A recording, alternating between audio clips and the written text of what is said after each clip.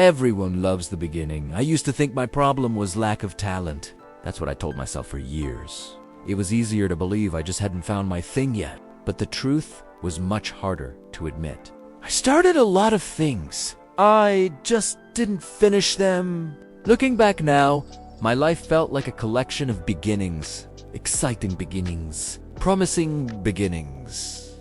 Beginnings full of energy, ideas, and confidence. But almost every one of them ended the same way. Unfinished, abandoned, quietly forgotten. Half-read books, half-built projects. Half-chased dreams. At some punde, I realized this wasn't bad luck. It was a pattern. This is something no one likes to talk about. But most people, starting feels good. Starting gives you hope. When you start, everything is still possible. You haven't failed yet.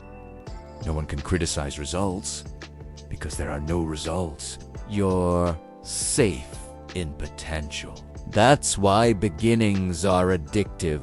They make you feel productive without demanding proof. I remember the excitement every time I began something new. A new idea would hit me, and suddenly my mind was alive. I'd imagine how it would change my life, how people would respect me, how proud I'd feel once it was done.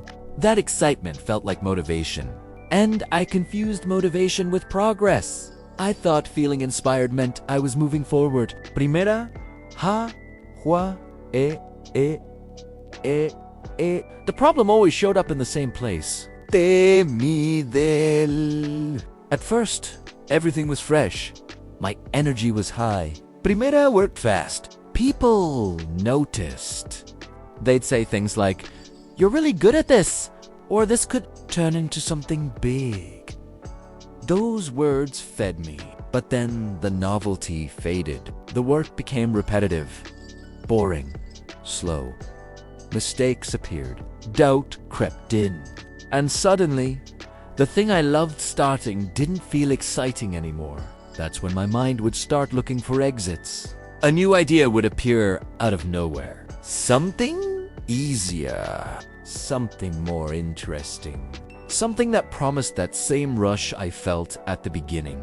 And I'd tell myself a lie that sounded very reasonable. I'll just pause this for now. I'll come back to it later. But later never came. It never does. This is how most dreams die. Not in failure, in distraction. At some point, started asking myself uncomfortable questions. Why do I always lose interest halfway? Why do I feel restless when things get repetitive? Why does finishing feel heavier than starting? Primera didn't like the answers, but they were honest. I wasn't afraid of failure.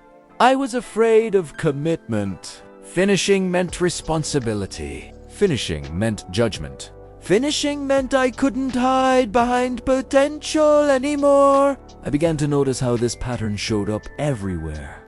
Not just in work, relationships, goals, habits. I'd start exercising, feel great for 2 weeks, then disappear.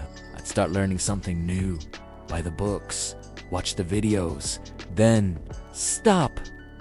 Once it got hard, on the outside, it looked like I was trying many things. On the inside, I was stuck in the same place. This is when I understood something that hit hard. Starting makes you feel good, but finishing changes your life. Most people never reach that point. They live their entire lives starting things. They talk about what they could have done. They carry stories about their potential. And slowly, quietly, regret replaces excitement. That regret doesn't scream. It whispers. It shows up late at night. It shows up when you see others move forward while you stay the same. That was me.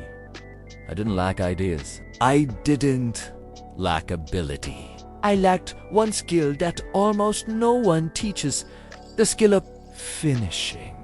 And the painful truth is, this finishing has nothing to do with motivation. Motivation disappears the moment the work stops being fun. Finishing is something else entirely. I didn't know it yet, But everything was about to change. The day I stopped asking, how do I stay motivated? And started asking a different question. Why do I always quit in the middle? The middle is where most people quit. No one warned me about the middle. Everyone talks about starting. Some talk about success. Almost no one talks about what happens in between. That long, quiet stretch where nothing exciting happens, where progress feels invisible, and where Tao starts asking uncomfortable questions. This is where I always broke. The middle is where effort stops being rewarded immediately.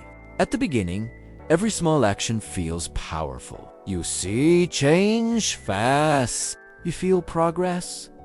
But then things slow down. Improvement becomes subtle. Mistakes become obvious. And suddenly, the same thing that excited you starts demanding patience instead of enthusiasm. I remember feeling restless during this phase.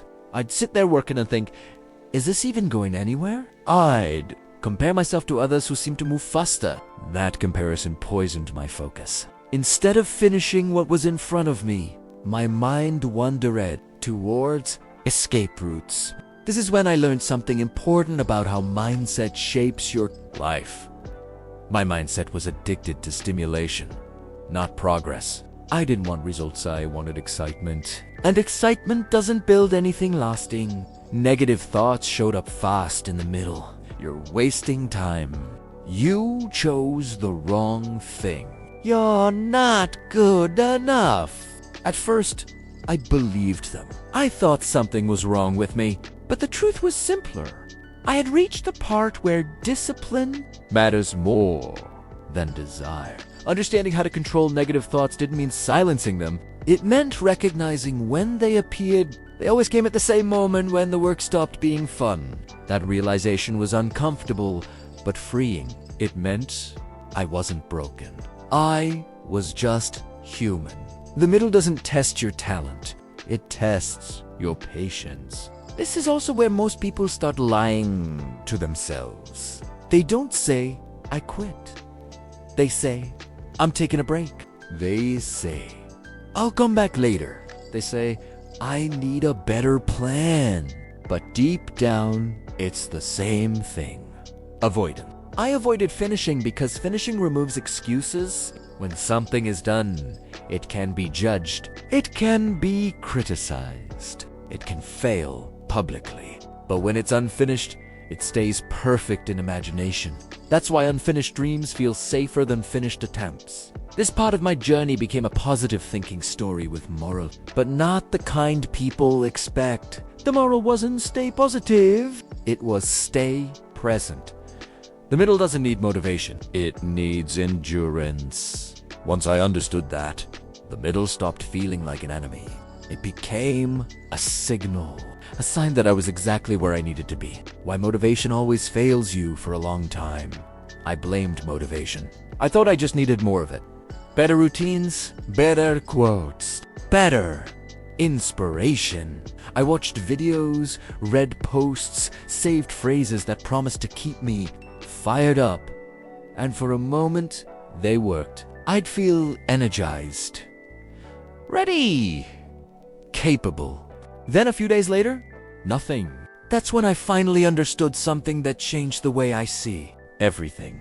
Motivation is temporary by design. It's an emotional response, not a system. It shows up when things are new, exciting, or emotionally charged. And it disappears the moment repetition begins. This realization hit me hard because I saw the pattern everywhere. I wasn't failing because I lacked motivation. I was failing because I depended on it. Learning how mindset shapes your life meant accepting an uncomfortable truth. The people who finish things aren't more motivated than everyone else. They're more committed. They don't ask how they feel before they act. They act, and their feelings catch up later. This is also where I began to truly learn how to control negative thoughts. Before, when motivation dropped, my mind filled the gap with doubt. What's the point? Why keep going? Now I could see those thoughts for what they were, signals that the emotional fuel was gone. not proof that the path was wrong. I noticed something else too. Every time I waited to feel like it, I was training myself. I was reinforcing the habit of stopping when things became uncomfortable. Motivation had turned into an excuse that sounded productive but led nowhere. This is when finishing stopped being emotional for me. It became mechanical. Show up. Do the next small step. Stop only when the task is complete, not when the feeling fades. It wasn't glamorous. It wasn't inspiring. Bar, eat, work. Bar, eat, work. And for the first time, I felt something new. Quiet confidence. Not the loud confidence of starting something new, but the calm confidence of knowing I could continue even when nothing inside me wanted to. That's when I stopped chasing motivation and started building something stronger. Why motivation always fails you for a long time. I blamed motivation. I thought I just needed more of it. Better routines, better quotes, better inspiration. I watched videos, read posts, said phrases that promised to keep me fired up. And for a moment, they worked. I'd feel energized, ready, capable. Then a few days later, nothing. That's when I finally understood something that changed the way I see everything. Motivation is temporary by design. It's an emotional response, not a system. It shows up when things are new, exciting, or emotionally charged. And it disappears the moment repetition begins. This realization hit me hard because I saw the pattern everywhere. I wasn't failing because I lacked motivation. I was failing because I depended on it. Learning how mindset shapes your life meant accepting an uncomfortable truth. That people who finish things aren't more motivated than everyone else. They're more committed. They don't ask how they feel before they act. They act, and their feelings catch up later. This is also where I began to truly learn how to control negative thoughts. Before, when motivation dropped, my mind filled the gap with doubt. What's the point? Why keep going? Now I could see those thoughts for what they were, signals that the emotional fuel was gone, not proof that the path was wrong. I noticed something else too. Every time I waited to feel like it, I was training myself. I was reinforcing the habit of stopping when things became uncomfortable. Motivation had turned into an excuse that sounded productive but led nowhere. This is when finishing stopped being emotional for me. It became mechanical. Show up. Do the next small step. Stop only when the task is complete, not when the feeling fades. It wasn't glamorous. It wasn't inspiring. Bar, eat, work. Bar, eat, work. And for the first time, I felt something new. Quiet confidence. Not the loud confidence of starting something new, but the calm confidence of knowing I could continue even when nothing inside me wanted to. That's when I stopped chasing motivation and started building something stronger. The small rule that changed everything. Everything shifted when I stopped trying to finish everything and focused on finishing one thing. That sounds simple, almost too simple, but it was the first rule. That actually worked for me.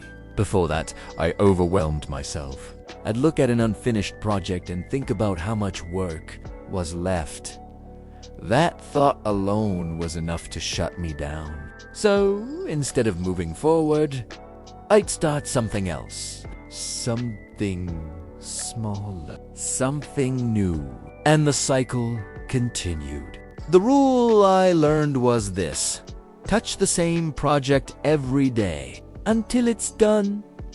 Not all day, not perfectly, just daily. Some days, that meant 10 minutes. Other days, it turned into an hour. But the rule was non-negotiable. No new projects until the current one was finished. No exceptions. No, just this one small idea. That rule felt uncomfortable at first. My mind fought it. I felt trapped. But that discomfort was exactly the point. This is where I really understood how mindset shapes your life. My old mindset wanted freedom through choice. My new mindset understood that freedom comes from completion. finishing one thing removed more mental weight than starting 10 new ones ever did. Negative thoughts didn't disappear. They showed up every day. This is boring. You could do something better. This isn't worth it. Learning how to control negative thoughts didn't mean eliminating them. It meant refusing to negotiate with them. The rule decided for me. I didn't need willpower. I needed consistency. This small rule also taught me how to stay hopeful when struggling. Progress stopped feeling random. Every day I showed up, something moved forward, even if it was barely visible. Hope grew out of evidence, not emotion. The first time I finished something using this rule, the feeling shocked me. It wasn't excitement. It was relief. A deep, grounding relief. For the first time, I trusted myself to complete what I started. That single finished project did something no motivational speech ever had. It rewired my identity. Why most people never learn this skill? What surprised me the most was realizing how rare finishing actually is. Once I started paying attention, I saw it everywhere. People around me were constantly starting things. New goals, new routines, new plans, but very few were completing anything meaningful. It wasn't because they were lazy or incapable. It was because no one had taught them that finishing is a skill, not a personality trait. Most of us grow up learning how to begin. School rewards ideas, social media rewards announcements. Society celebrates ambition, but almost no one rewards completion unless it's perfect, visible, or impressive. So people stop before the end, thinking the end only matters if it's flawless. This is where how mindset shapes your life becomes painfully clear. If you believe finishing only counts when it's perfect, you'll never finish. Perfection becomes a convenient exit. You tell yourself you'll complete it later, when it's better. But later never comes. I used to do this all the time. I'd abandon projects, not because they were bad, but because they weren't as good as I imagined. That gap between imagination and reality felt uncomfortable. Quitting felt easier than accepting something imperfect with my name on it. Learning how to control negative thoughts meant recognizing that perfectionism is often fear wearing a mask. Fear of judgment, fear of criticism, fear of discovering that your work is human. Finishing forces you to face those fears. That's why most people avoid it. This part of my journey taught me how to stay hopeful when struggling in a very grounded way. Hope didn't come from thinking I was special. It came from understanding that everyone struggles in the same place. The middle is universal. The urge to quit is universal. The difference is who keeps going anyway. Once I accepted that finishing is rare, I stopped feeling broken for struggling with it. I stopped asking, what's wrong with me? And started asking, what system will help me finish? That shift alone removed years of shame. Most people never learn this because it's not glamorous. It doesn't sell fast results. It doesn't sound exciting, but it quietly decides who builds a life and who keeps the discipline of staying when it gets boring. The hardest part of finishing isn't effort. It's boredom. No one warns you that boredom is the real enemy. Not failure, not lack of talent. Boredom, that quiet, draining feeling that makes you question why you're even doing this anymore. This is where most people quit without realizing why. When things stop feeling new, the brain looks for stimulation.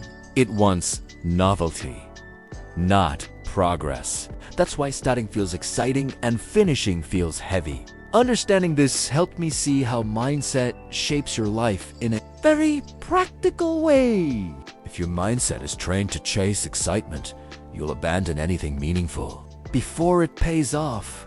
I noticed that boredom triggered negative thoughts more than difficulty ever did. When work was hard, I could push through. When it was boring, my mind wandered. You could be doing something else. This doesn't matter. You'll finish later. Learning how to control negative thoughts meant recognizing boredom as a signal not to stop, but to simplify. Instead of quitting, I lowered the bar. I told myself, just stay. 10 minutes. One small step. One unfinished edge sanded. One paragraph written. Boredom lost its power when I stopped demanding excitement from the process. This is also where I learned how to stay positive in tough times without pretending. Positivity wasn't about enjoying the work. It was about respecting the commitment. I didn't need to love every step. I just needed to honor the promise. Something unexpected happened when I stayed through boredom. The work deepened. My focus improved. The quality increased. Not because I tried harder, but because I stopped escaping. Boredom became a doorway instead of a wall. Most people never cross that doorway. They mistake boredom for a sign to stop. But boredom is just the price of mastery. Consistency is louder than talent as weeks passed. Something became impossible to ignore. Finishing wasn't making me more talented. It was making me more reliable. And reliability, I realized, is far more powerful than raw talent. I'd always believed talent was the main ingredient for success. If you're good enough, things will work out. But once I started finishing consistently, I saw how wrong that belief was.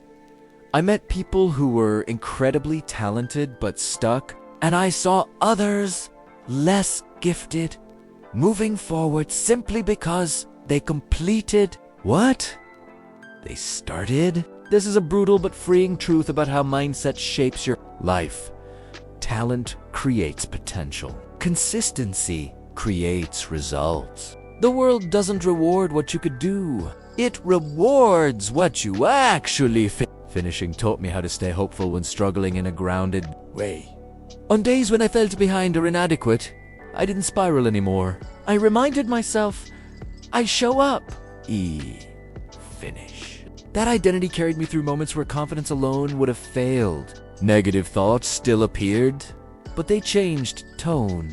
Instead of saying, you'll never be good enough, they said, this will take longer than you thought. And that was okay.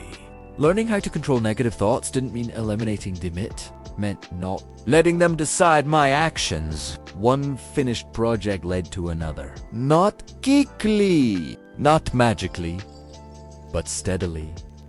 My days became calmer. My focus sharpened. I trusted myself more because I had evidence, not motivation. That's when I understood why most people never escape the cycle of starting. Finishing requires humility. It requires patience. It requires accepting progress without applause. And very few people are willing to do that. Becoming a finisher changes everything. The real transformation didn't happen the day I finished my first project. It happened later, when I realized I trusted myself again. That trust was something I hadn't felt in years. I used to doubt my own promises. I used to avoid committing because deep down I didn't believe I'd follow through. Finishing changed that. Once finishing became part of who I was, my life stopped feeling escated. My energy stopped leaking in every direction. I wasn't chasing 10 ideas anymore. I was building one thing at a time. Slowly, intentionally, completely. This is the quiet power most people never experience. This journey taught me how mindset shapes your life in the most practical way possible. Your mindset isn't what you think. It's what you repeatedly do. Every time you finish something, you cast a vote for the person you're becoming. Every time you quit, you do the same. I also learned how to stay positive in tough times without pretending. There were still days when things felt heavy, days when progress was invisible, but I knew something I hadn't known before. As long as I kept finishing, I was moving forward. That knowledge brought peace. Negative thoughts still appeared, especially when challenges grew bigger. But now I knew how to control negative thoughts through action. I didn't need to silence them. I just needed to keep going. Finishing gave me evidence. and evidence is stronger than doubt. This story isn't really about carpentry. It's a simple English story for adults about life, about dreams, about discipline, about why most people stay stuck. Not because they aren't capable, but because they never learn how to finish. If you take one thing from this motivational story in English, let it be this. You don't need to change your whole life today. You only need to finish one thing. One small project. One promise. One step you've been avoiding. Because once you prove to yourself that you finish, everything else becomes posible. Posible.